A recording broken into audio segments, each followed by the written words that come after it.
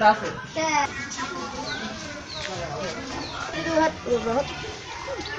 Party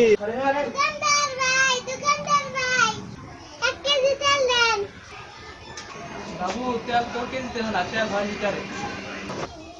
1 litre তেল দেন। বাবু তেল তো ব্যাগে হয় না, তেল নিতে গেলে বোতল লাগে।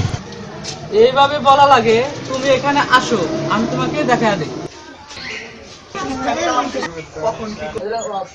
দোকানদার ভাই 1 লিটার তেল দেন। দেখাচ্ছে।